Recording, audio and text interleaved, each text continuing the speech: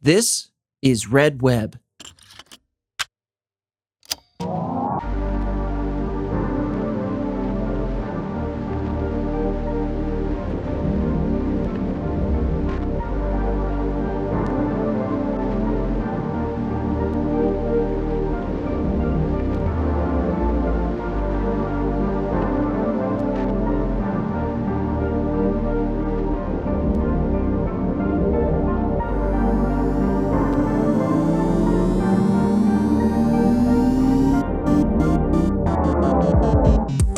So let's start at the very beginning.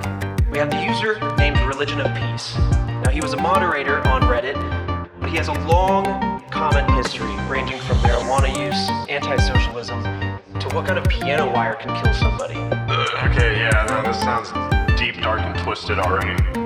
On July 17, 2009, another user made a post, and the title of the post was "The End of Religion of Peace. He died today."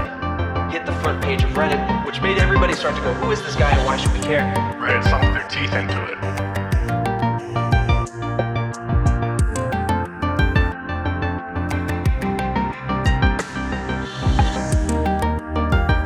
Lake City Quiet Pills. It really rides the line of like, you hear it, you go, I don't care about it, it sounds boring. But then also at the same time, if you like give it a second of a thought, you go, this could be some like dark web shit.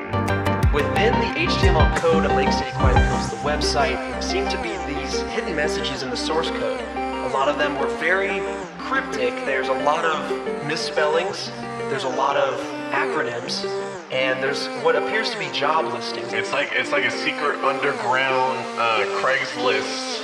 You can hire people for some crazy shit. Male looking for a hitman.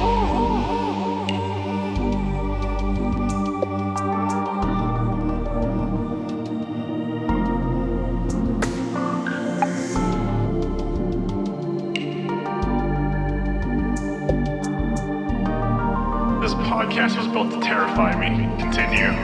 So now we're into January of 2010, and they're talking about having a birthday party for the old man on the 19th. They're planning the birthday party, and he says, we've got 38 rooms. Shade has the key cards for locals. You pick them up at the party. 38 rooms. 38 rooms. That is insane. That is a lot of people. Man, that's crazy. The cleanup job on that must be insane. That's why you gotta go to the hotel, man. Who knows? You don't have to look the cleaner in the eye. Yeah, put a fake card down, you know what I mean, for incidentals. So here's this. They say, give your travel name to the desk and that's it. There's no ID needed since we're covering the bill. Keep the room service under 500 and the phones are not secure.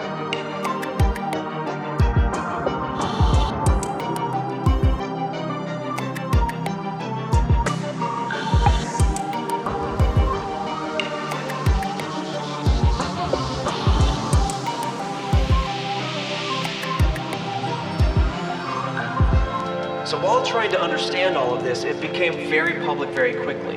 And upon making it public, they noticed that the code, it was just English, right?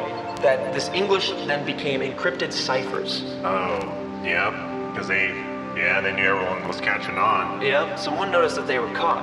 And so then, of course, Reddit's like, all right, simple enough. Let's get to work on deciphering this. Boom, encrypted again. Oh. And so this kind of became like a back and forth. Oh, what a challenge. But then the website took the ultimate reply and went offline. Yeah. The website has been offline ever since, and so these screenshots that I'm reading from are about 11 years old at this point.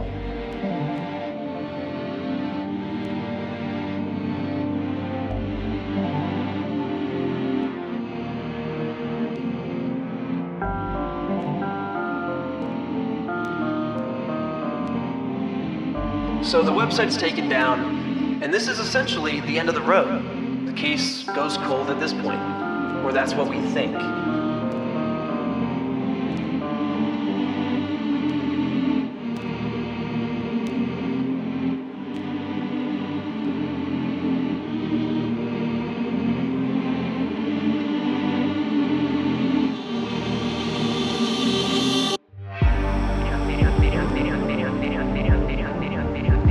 In 1997, a mysterious website appeared on the internet, greeting visitors with nothing but a simple login page. It was soon discovered the website hid terabytes of data.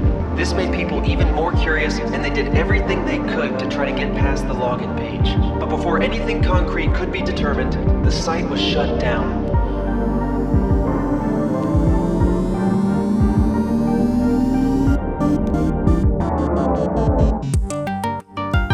EternalNight.com had a GIF of a black knight chess piece glowing on a blue background. There were claims of a login page. Once you clicked the chess piece, nobody was able to enter. And now we're getting into chess pieces, and I don't know chess, but now I can see where this rabbit hole is starting to get deep. You know, chess pieces here and there. I can see the internet going absolutely mad with that. It just feels so much like someone's laying clues, or that there's something mysterious going on, but who's to say? Why the chess pieces, or perhaps singular chess piece, we don't know. And really, let's reorient ourselves real quick, because the main mystery being Mortis, what the hell was being stored that constituted hundreds of terabytes? Yeah, that's weird, man. But hey, maybe I'm falling into the trap. Here's a bunch of random things. One of this is actually a site backdoor to some dark, deep stuff. What the hell is that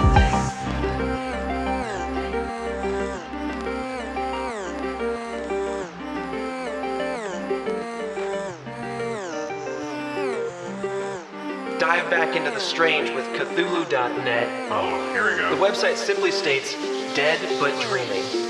Just white text on a black background, nothing to click, nothing else to see.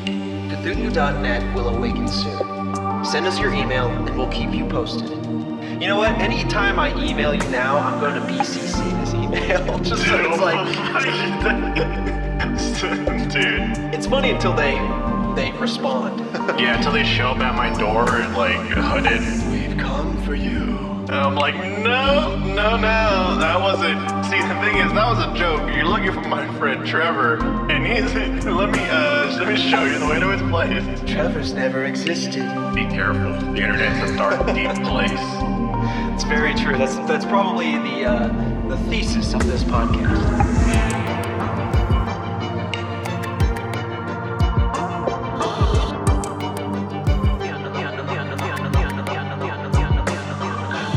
On the night before Thanksgiving in 1971, a man using the name Dan Cooper hijacked a Boeing 727 and extorted $200,000 before donning a parachute and jumping off the plane into the night, never to be seen again.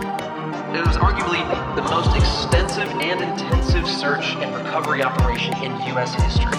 The man was never found. I mean, how do you find that guy, right? It's like a needle in a haystack. Right. With such abnormal flight conditions, with it being dark and rainy and cloudy, flying low and slow, being pursued by military aircraft or not, it's going to be very difficult to recognize a man flying out in the middle of the air, right? 10:15, a couple hours later, the plane lands in Reno Airport, and the authorities swarm the airplane only to find that Cooper was no longer on board.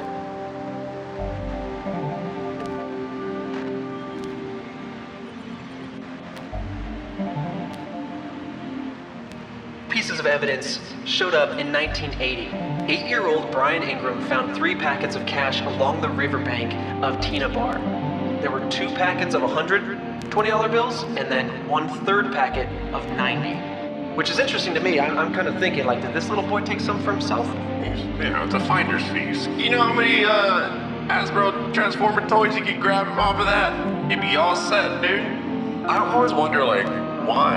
How did they come up with these numbers? You know what I mean? 10,000, $20 unmarked bills? How do you know that's how you want it? You know It's the weirdest piece of detail, I have to agree. But also, we're dealing with someone who hijacks a plane under threat of, cylinders and wires. And that's the question, though. Did he get away?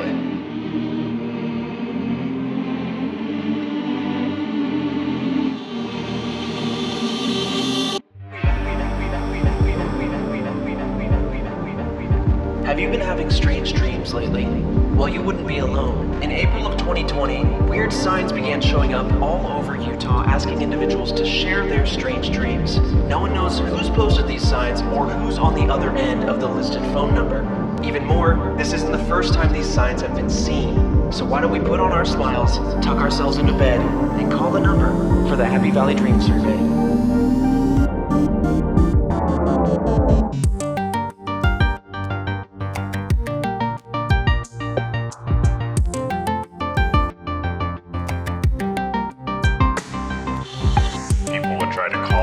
And talk about their dreams, and they would just kind of toss them aside, saying like, hey, you aren't in the right area. Like, why does that matter? Right.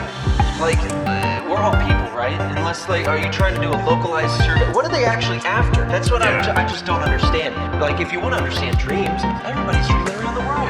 Yeah, there was a science experiment that went wrong, you know what I'm saying? And had like a 8-mile radius. On the sign, it gives a phone number that is still active. The Willamette Valley Dream Survey is investigating a recent spike in bizarre, unexplainable dreams. If you have been experiencing any unusual dream activity, you can help. Please call the phone number or the description of your dream. You know what? I have been having strange dreams.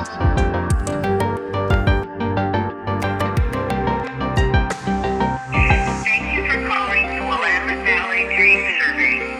Please leave a detailed account of your dreams after the tone.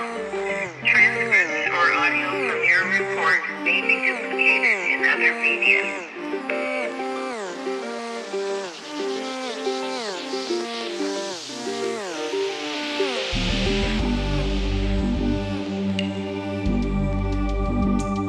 A few people have actually gotten calls back.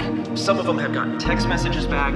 But most of those posts and most of those screenshots, a lot of the evidence has since been deleted. And 2 Reddit users in particular, they were the most active in investigating, trying to contact these people and figuring out what was going on. But suddenly, almost as if overnight, both of them disappeared. No! They deleted all of their posts, all of their images, all of their video calls and video proof.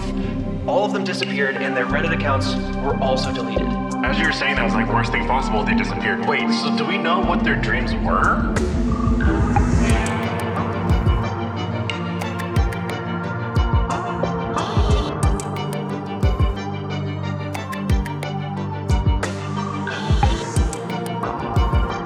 Typically, what was responded to those individuals was, I'm sorry, my responses are limited. You must ask the right questions. Which is very intriguing. One individual asked a slurry of questions all in a row, just trying to say which of these is the right question. And another individual literally just asked, well, what is the right question? Both of these individuals got a text response back at some point after that, saying that is the right question.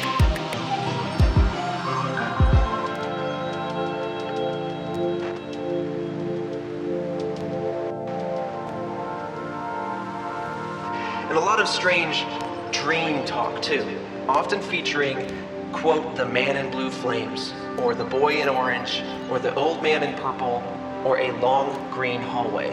These are the common factors that this individual has talked about, and people on the subreddit have actually been discussing this. They've been saying they've had similar dreams with similar imagery in those dreams, and they're trying to connect meaning. They're sharing these stories with other individuals. So a lot of people have actually found solace in their strange dreams with other individuals, saying like, you had dreams about the man in blue flames like I have?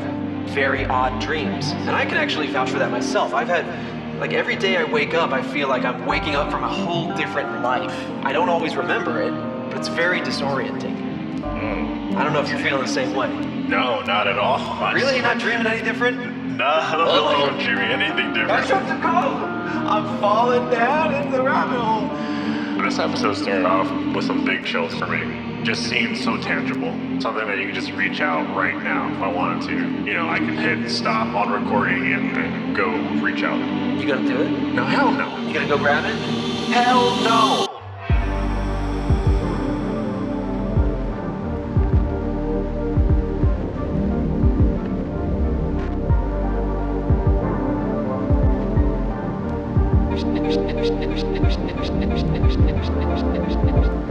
In 2012, a mysterious image was posted on 4chan instructing users to find a hidden message. What transpired beyond that amounts to one of the internet's biggest and most convoluted mysteries to date. The internet's most baffling enigma, Cicada 3301.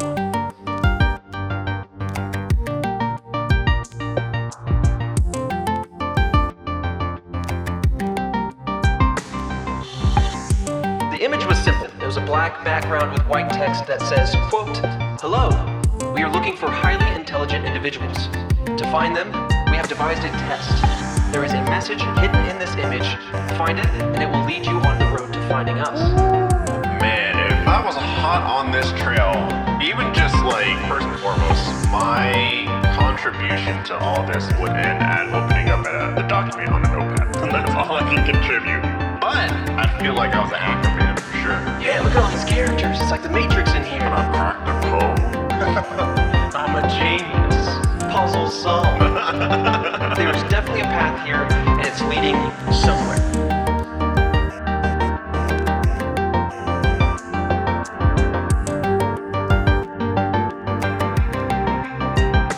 The original message indicated that whoever we, quote, we are, we're looking for highly intelligent individuals. It's kind of like scientists, in the sense like, no one stopped to ask if they should. Right. You don't know what's at the end of this, but man, the internet's racing right towards it. So, starting with the welcome image, that message said simply, "Patience is a virtue. Good luck." And it also seemed to indicate that all future messages coming from Cicada themselves would be signed with this key. Problems message, on the other hand, said, quote, "The key has always been right in front of your eyes. This isn't the quest for the Holy Grail. Stop making it more difficult than it is. Good luck." Weird that it appears that they're helping.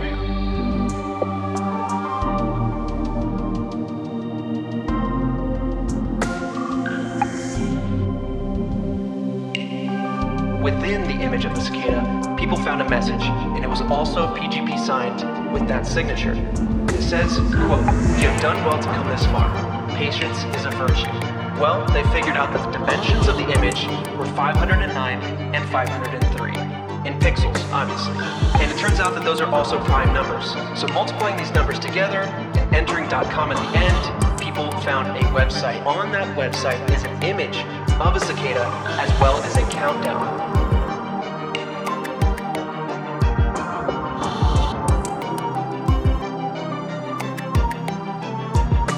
You can actually find videos of people finding these cicada images in the wild on YouTube right now if you were so inclined.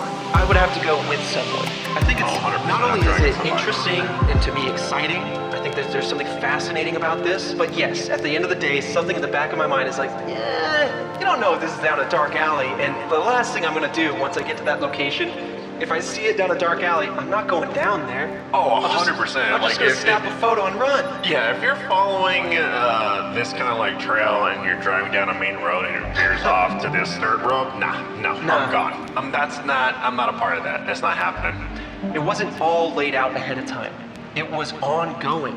So as the puzzle was being solved, the next clues were being laid. You're being watched, is what I'm saying.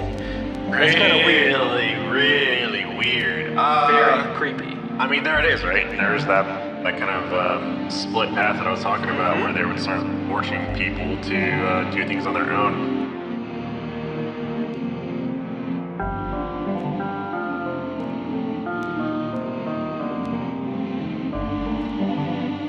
And at the end of both messages was another strange note. Quote, "You've shared too much to this point. We want the best, not the followers. Thus, the first few there will receive the prize. Good luck." It seemed that everyone who made it this far and entered their email address at this final stage had disappeared from the internet. Yeah, I mean, the fact that like they never popped up on the internet again.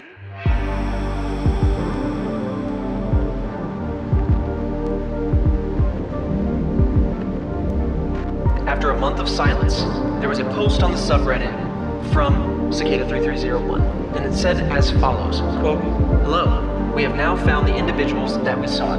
Thus, our month-long journey ends. For now, thank you for your dedication and effort. do not despair. There will be more opportunities like this one. Thank you all. Signed, 3301.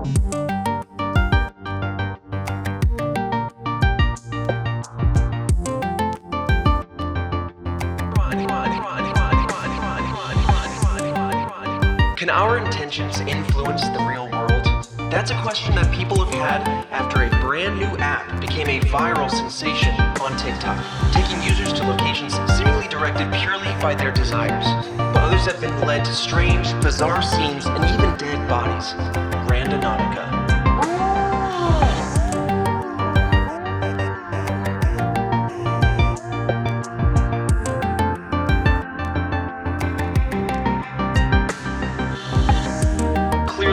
Decide to download this and take a first-hand look at Randonautica, you do so at your own risk. Now, I'm not saying anything nefarious is going to happen, but I wanted to take this beat and point out that things have happened around individuals, not necessarily to them, but there's also the opportunity that an app can collect your data, right? Contacts, photos, browsing, etc. Wait, what happened? I mean, jumped the gun. But you're talking about just like, I mean, I'm not, what I'm trying to say here is, when you say some things that happen to people, are you talking about the app?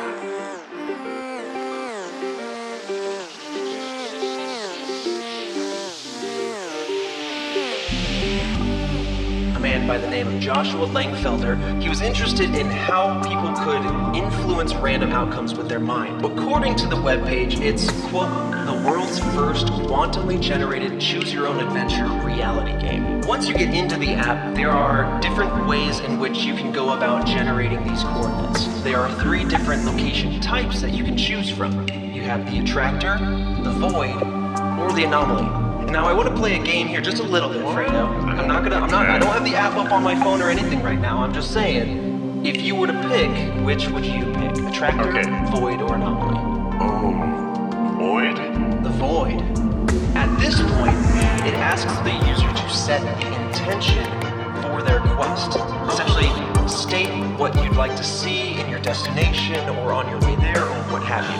Can you just state anything or is there like a list of things? You can pick anything. I think it's an open box. You can type in anything from the word like treasure. A lot of people like to put in glitch in the matrix. Some people like to look for certain signs. Oh, man. You can put just about anything in there. Okay.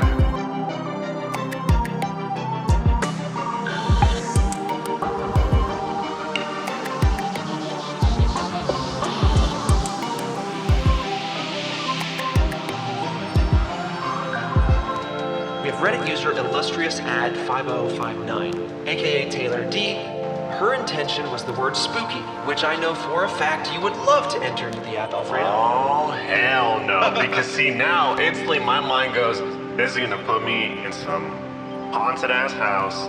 That's the thing. None of it. Is your assumption that that's gonna happen, is that influencing the app to make it happen? That's the question. But her intention is spooky. Oh my goodness. And where would you know it took her but a trail in the woods? Oh, hell no. As she was going down this trail into the woods, she found a gravesite for a dog named Faith. She continued down the trail and then found an elegantly written note from someone addressing their friend. After looking up that person who had signed the note, it was ultimately discovered that that individual had committed suicide, unfortunately, a month prior. And it's strange, though, that the note itself was clean, legible, and everything is crisp and clean, despite that area being in the woods and having plenty of rain recently. And the last note I have here is that she was able to find the original writer's friend to kind of verify the handwriting and the individual and that it was, in fact, real. And so that is truly, to her intention word, quite spooky.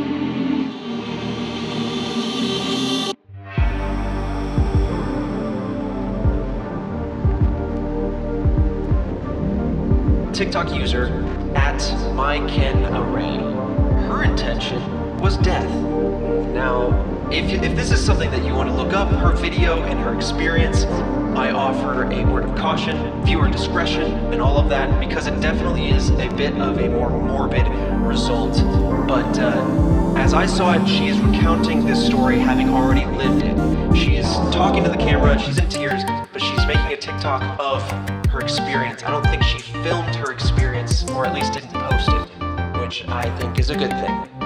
But having recounted what happened, she put in her intention as death, and it took her to a part of town where she found an individual who was lying injured in the curb area of the street and was being looked after by the individual's wife. She got out to help the individual. She talked to the wife. She called 911 and spoke to the police to sort out what was going on. But we don't know if this individual did in fact pass away or if they were just injured and were taken care of. Definitely made my heart sink and definitely put a very dark image over this app, you know, when I started to look into this a little closer. What are the chances that she puts that in and then walks over right when, you know, the right place, the right time?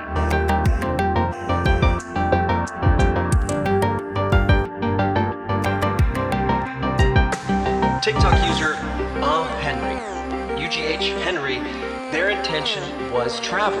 Oh, thank God. Something a little lighter. Oh, okay. It led them and their friends to a beach in West Seattle. And they're going down a pier, and once they get to the pier, they see kind of like a bunch of rocks down towards the water line, and they look over the railing, and they see that there's a black suitcase tucked down in the rocks. And so they go, okay, well, we're randonauts. They decide that they're going to open this suitcase, and when they do, you just see a bunch of black trash bags inside, clearly filled with something, but heavily packed inside. And the text on the screen indicates that there is some sort of heavy smell. They called the police immediately because this is absolutely something you should do. They are smart. It immediately cuts to the ambulance being there, to the cops being there and everything. But it turns out there were the remains of individuals in that suitcase. What?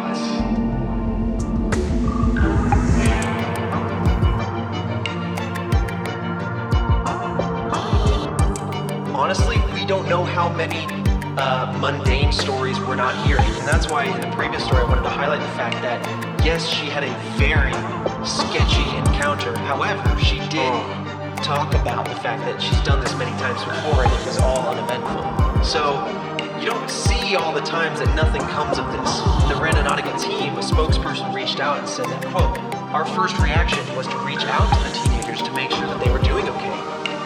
We sent a message letting them know that the intention of Randonautica is not to find something disturbing like this, and that it was, quote, a very unfortunate coincidence."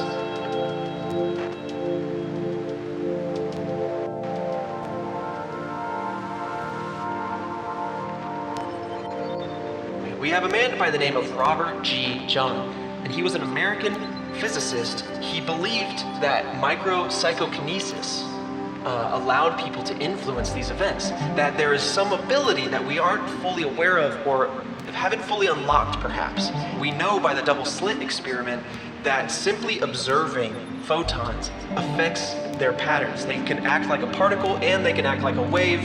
Looking at light can adjust how it reacts and how it acts in reality. That's always blown my mind. Right. But everyone think positively. Oh, yeah, that's too much power. You know, we're gonna have to do this though, right? Nah. We're gonna have to do this. I gotta right? stay home. I gotta stay home.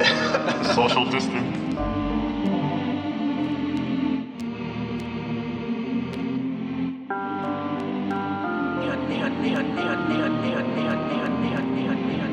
In 1959, 9 hikers died under mysterious circumstances in the mountains of Russia. They had torn open their tents and fled from the safety of their campsite in the dead of night. Theories about their cause of death ranged from government cover-ups to alien encounters.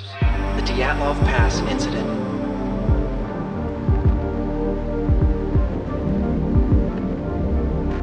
Give it to me. 23-year-old Igor Dyatlov formed a hiking group of 8 others for a skiing expedition across the northern Ural Mountains in Sverdlovsk Oblast. All of the members of this group were skilled hikers with ski tour experience. The goal of this expedition was to reach the mountain Gora Torta.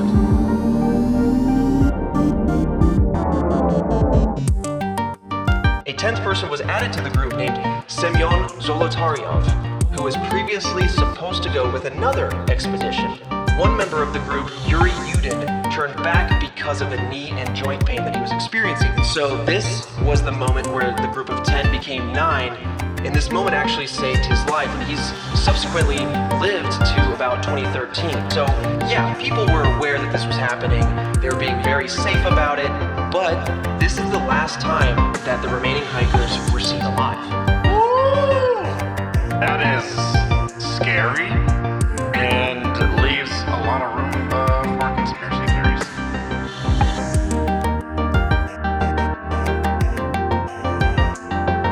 All right, let's keep going. So, the investigation. Mikhail Sherevin, the one who found the tent, had said, quote, "The tent was half torn down and covered with snow. It was empty, and all of the group's belongings and shoes had been left behind." You know, maybe they just ran out there for some reason with a minimal amount of clothing, but their shoes. And there was no sign that any other person had entered the camp or had been present in that immediate area.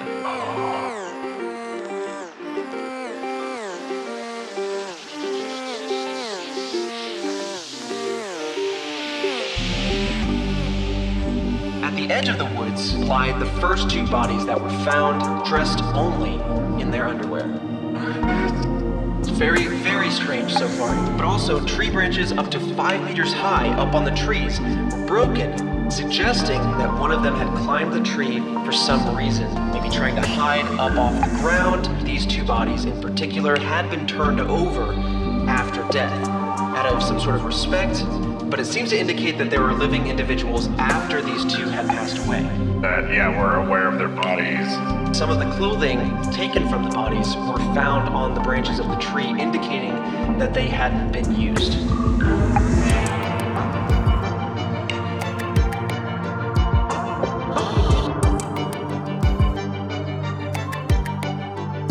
Two more bodies were found between the woods and the tent. One more body was found between the woods and the tent as well. Referring to these bodies further up the slope, all 3 of them were found in poses suggesting that they were trying to return to their tent. Now you might be asking yourself, okay, well that accounts for 5 of the 9 hikers. Well, it wasn't for another 2 full months that the other bodies were found. The last 4 bodies were found in a ravine.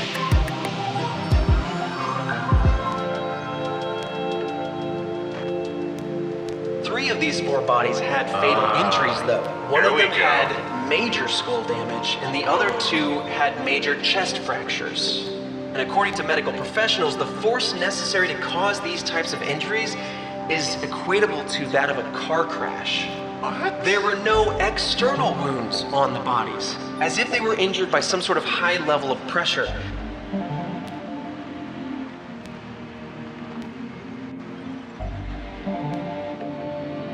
The 4th of the bodies was found missing their tongue and part of their lips. What? And I want to leave this here. The last bizarre detail were that 2 sweaters and a pair of pants found on the bodies in the ravine tested positive for signs of radioactivity. What? What even is this story, Trevor?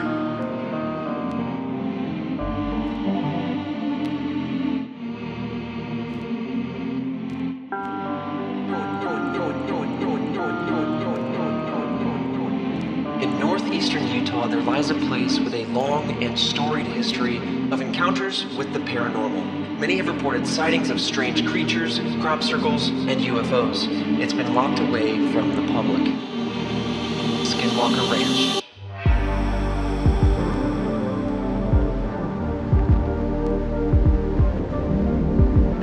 In 1994, the property is up for auction, and it was purchased by both Terry and Gwen Sherman. Now, apparently upon moving in, they discovered that there were deadbolts not only on the outside, but also on the inside of all doors and windows in the house, as well as iron stakes and heavy chains. Yeah. Normal people don't need to do stuff like that. There have been multiple different sightings of various types of UFOs. There's a small box-like craft surrounded by a white light. There was one that was noted as a 40-foot-long object that would silently move through the air. I believe the Sherman family actually saw one just like this. One was noted to be a gargantuan ship the size of several football fields. And then there's also a very common one, which were airborne lights and flying orbs. Things that were of various colors, like orange and blue, seem to be the most common one. And in fact, the Sherman family even reported seeing a large orange orb in the sky that seemed to act like a portal or a doorway, as other smaller objects seemed to appear or fly out of it. And this brings me to an incident that I wanted to get into, very specific to the Sherman family. The incident that actually caused them to leave the ranch after 2 years.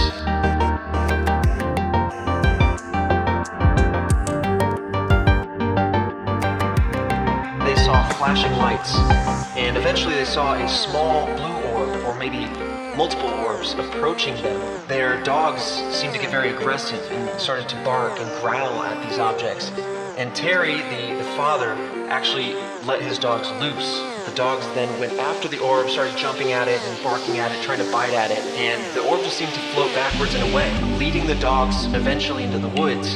Upon losing sight of the dogs, there was a loud yelping, almost screaming noise coming from the dogs. And the next day, when he went out to go find his dogs and went to the area that he lost sight of them, he finally did find them, but he found 3 mounds of burnt flesh and hair and tar. And, well, that was the remains of his dogs.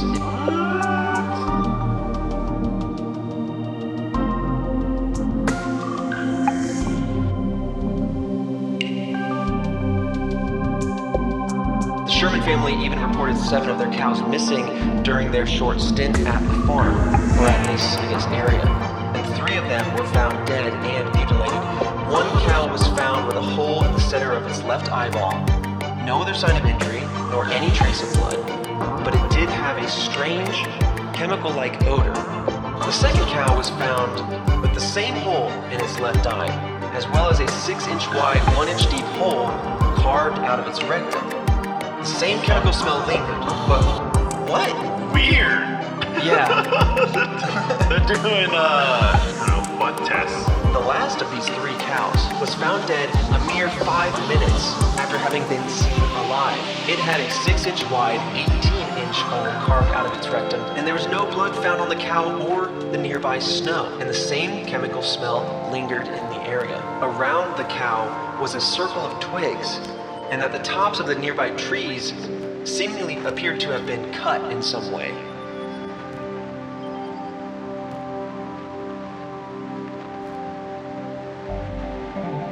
Followed the hoof prints of 1 cow through the snow-covered field. The prints stopped near some tree at the edge of that field. The area where the prints disappeared was circled by broken twigs and branches again, and above the tops of the trees seemed to be cut off, just like that final cow that we found before. Who's out here messing with these damn cows? Leave these cows alone.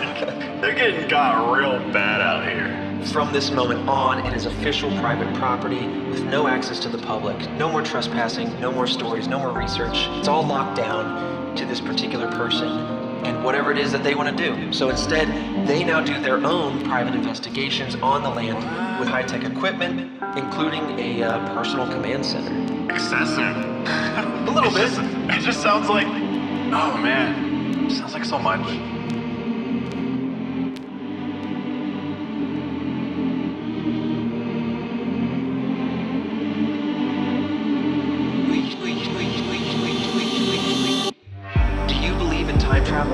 This was the question that people on the internet faced in the year 2000, when a user by the name of Time Travel Zero began posting on forums warning everyone of the strange, bleak future from which he came. The internet's most popular time traveler, John Titor.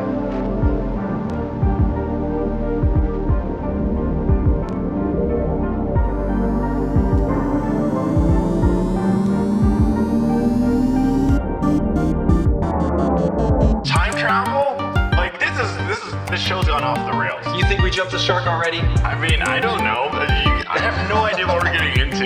1998, July 29th. A radio show by the name of Coast to Coast AM, hosted by Art Bell.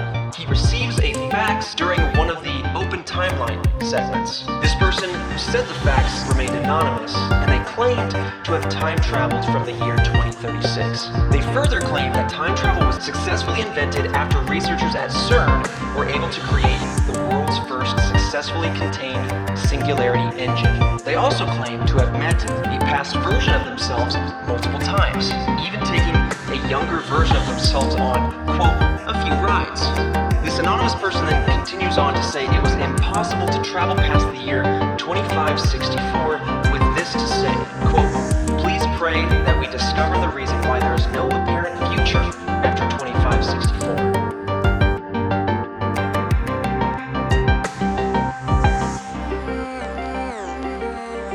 November 2nd, 2000, someone by the username timetravel_0 begins posting on the Time Travel Institute forums. That was gonna be my question. What do you mean the Time Travel Institute forums? What does that even? The TTI, yeah, you know. What does that even mean? The user claimed they were, quote, on their way home from the year 1975, where they were tasked with retrieving an IBM 5100 computer.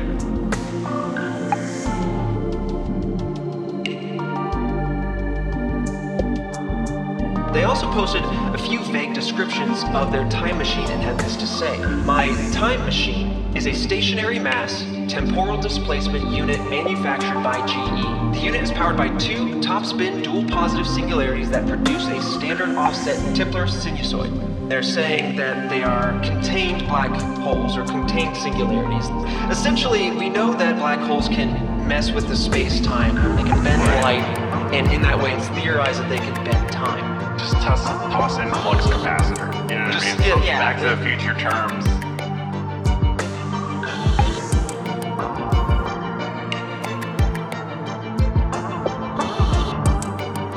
The device was installed, this time machine device, was installed in the back of a 1967 Chevrolet Corvette. Okay. Within this device, there are two magnetic housing units for dual microsingularities. There's an electron injection manifold to alter mass and gravity microsingularities. There's a cooling and X-ray venting system. There are gravity sensors. There are 4 main cesium clocks. And finally, there are 3 main computer units. Yeah, sure. I don't know what the hell that means. Just like, sounds fancy. Wow. Ooh. Gravity shifter. Cesium clocks. Oh right? my goodness. Wow. Okay, a clutch. Wow. I've heard about those in cars. Oh, this is a manual. Obviously, you can't take what he says and build your own time machine with it. Well, I don't know, man, because let me give you this now. Just to build off of that, he shared scans of a manual for a, quote, C204 time displacement unit, complete with diagrams and schematics, as well as some photographs of the machine installed in the car.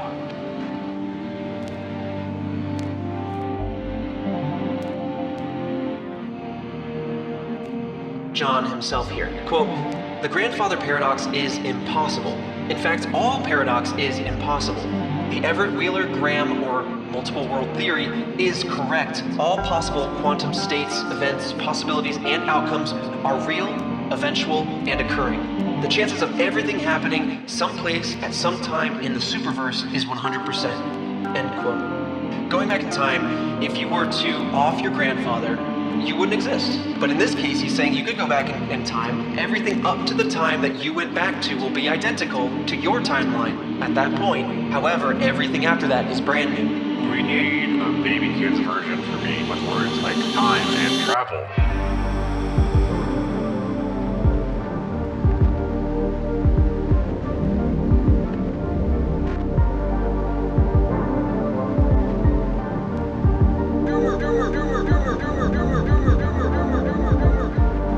Of secret government experiments have existed for decades, but what exactly are they hiding? A decommissioned military base in New York swirls with stories about time travel, mind control, and portals to other dimensions. The Montauk Project.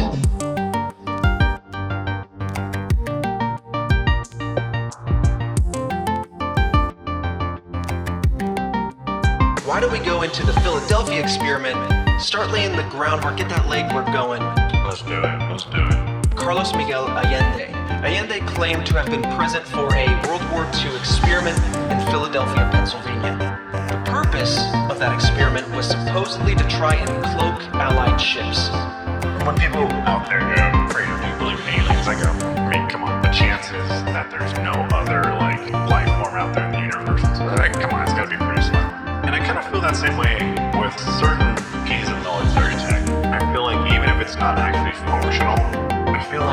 some level of camouflage that the military has. Initial tests of the experiment began with the ship, the USS Eldridge. Reportedly, they faced limited success, with one resulting in the Eldridge turning almost completely invisible, being replaced by a greenish fog.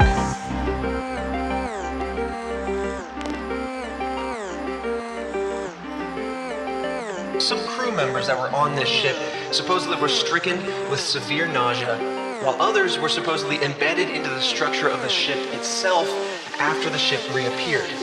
And after that test, the experiment was scaled down to instead test for the ability to cloak only on the radar. In October of that year, a few months later, of 1943, the experiment was done again, and some say after failure to properly recalibrate the equipment.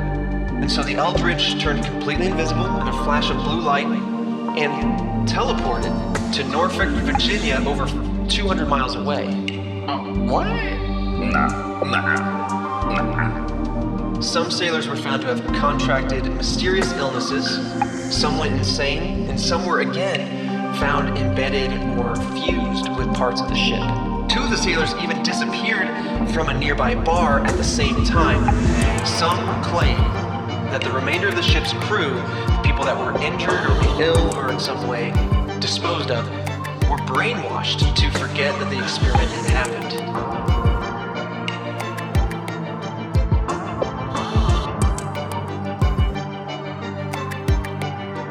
This is some over-the-top stuff. So now enter the Montauk Project.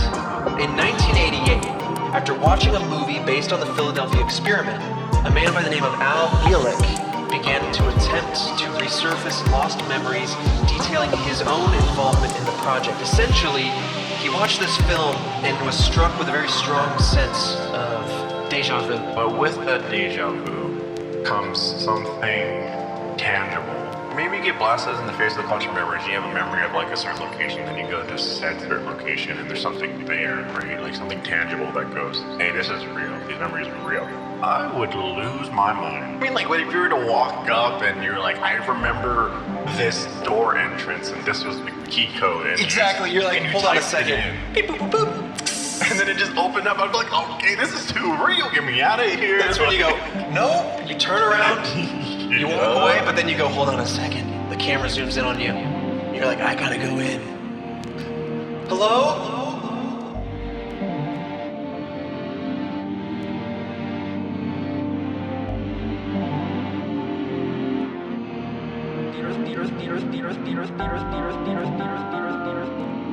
In 1932, a 20-month-year-old child was abducted from their home in Hopewell Township, New Jersey. What's more is that the parents were home as well as the butler and nurse. This story quickly became a national event as courts called this the trial of the century, the Lindbergh kidnapping.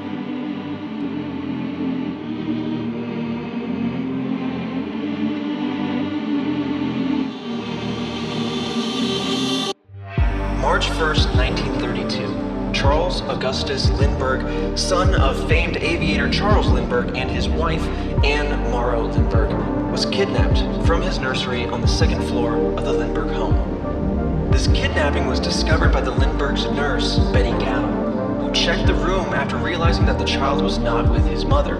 She alerted the Lindberghs, who immediately went to the nursery to find a ransom note had been placed in an envelope on the windowsill.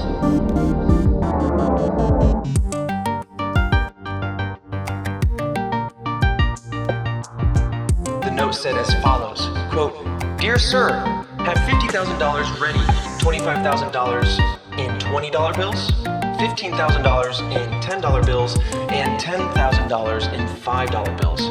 After 2 to 4 days, we will inform you where to deliver the money. We warn you from making anything public or notifying the police.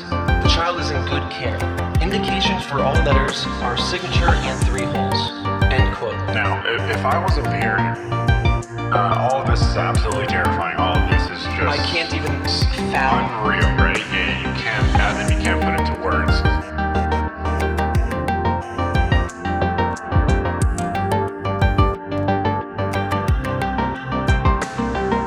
Of course, authorities were immediately called to the Lindbergh house, and they investigated the property with his butler blood inside the nursery.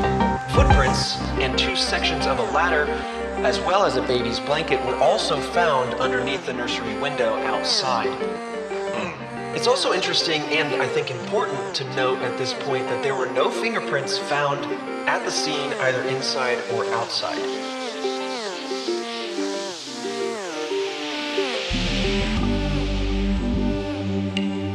They raised the ransom to $70,000. So now they're pushing, up towards where the reward money lands. And at this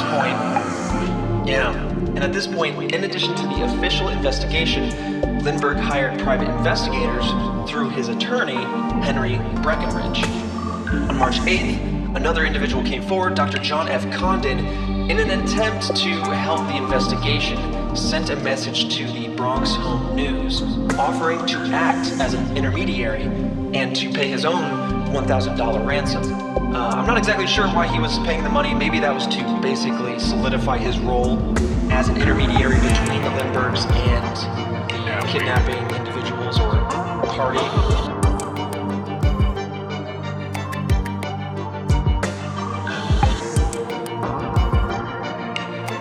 Eventually, Condon found instructions for a meetup. Condon would meet with the unidentified person, named within the note as John, and they would meet up at the Woodlawn Cemetery, which is how this individual got their nickname moving forward, Cemetery John. Condon went to the cemetery and was accompanied by an armed bodyguard en route to the meetup, but was told that he must do the actual meetup alone. According to Condon, Cemetery John was a Scandinavian soldier who was part of a group of 3 men and 2 women.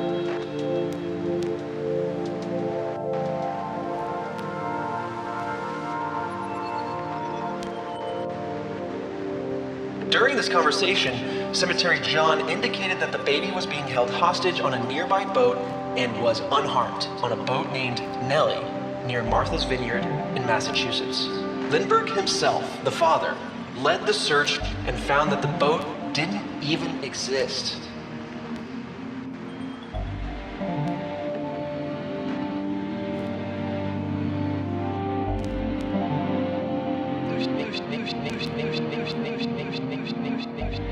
In 2009, multiple people were sent friend requests from a mysterious woman claiming to look for her sister. For those who accepted, they soon found themselves embroiled in a story involving terrorist organizations, cults, and a secret war between factions. The story of Junko Junsui.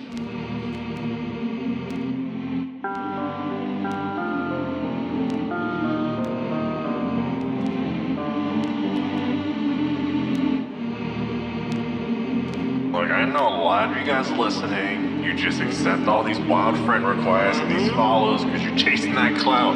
But it seems like we're gonna figure out what clout can get you. You just sit down, accept Tom as your one and only MySpace friend. I freaked out. I was like, who the hell? Who's this man? Who's this Tom? Who is this Tom? Why does he know everyone?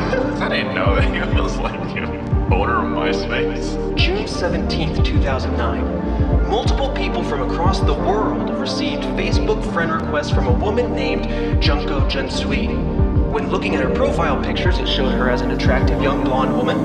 And in addition to the friend requests, some people received private messages from her. That is bait. It is bait. One message said this, quote, "We do not know one another, not yet. I feel people's ability to share and communicate. It is my effort to allocate my labor towards such people. I have talent that is empathy. Please forgive me for being so general. There are reasons. I am in some danger if I do not obscure all articulations or if I reveal too quickly. Justice is systematic and quickly here. Please be my friend. More revealing will take place soon. Blessed be Junko." Hell no. Is that what you say back? Hell no. I don't even say anything back. I don't say anything. You got your privacy settings set to maximum security. You're not getting this. I lock everything down.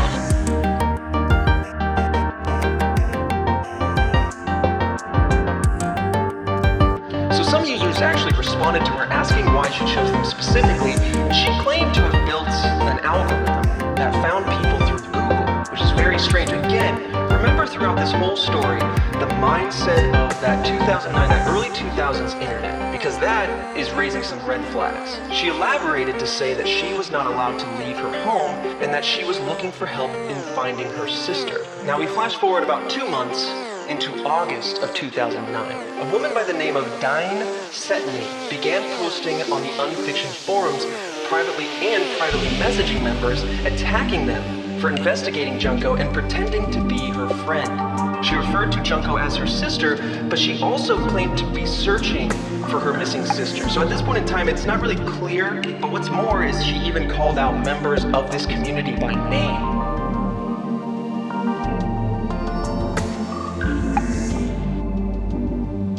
I managed to find one of these messages, and it went as follows. Quote, "Alex, I see who you are. I see no reason why you watch my sister. Your lies to speak in earnest and report back on her. You will not be like our benefactors, keeping us always from birth under a watchful eye. Now you offer friendship but keep a dossier? This is not acceptable." End quote.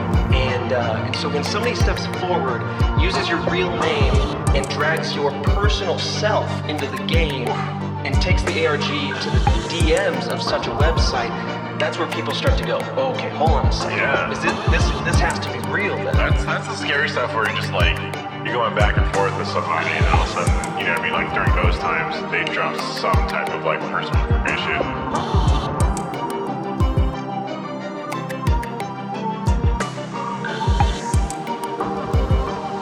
People were receiving messages with their names, not their online handles.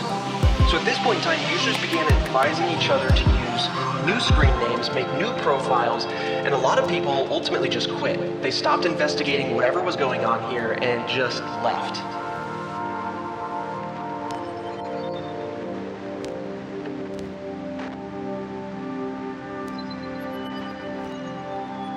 On August 12th, Junko posted a link to an ad from a biotech company called Nipponshin Aisei, which translates to Japan New Health. Now this video claimed that Junsui was the future of humanity. There was a woman in the video who appeared to be Junko herself, and Junsui, or the, quote, sisterhood of the pure, are an evolved form of women with 3 X chromosomes instead of 2.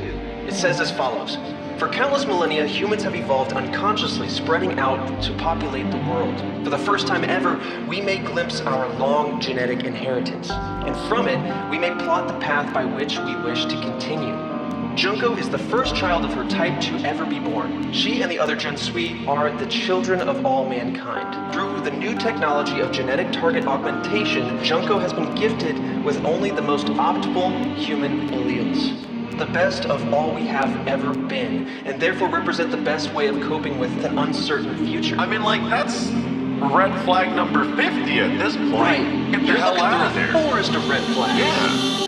At the conclusion of the video, there seemed to be some sort of glitch at the end, before it then showed this message, quote, "This is not the end, this is how it begins. We are ready to sacrifice ourselves to light the world. If your body is your enemy's property, then you can strike back at your enemy through your body. You can turn your body into a match to burn down your enemy's house. You are the pure light of destruction. This is how it begins. You are ready to sacrifice yourself. Your body is a matchstick, ready to catch fire. This is not the end."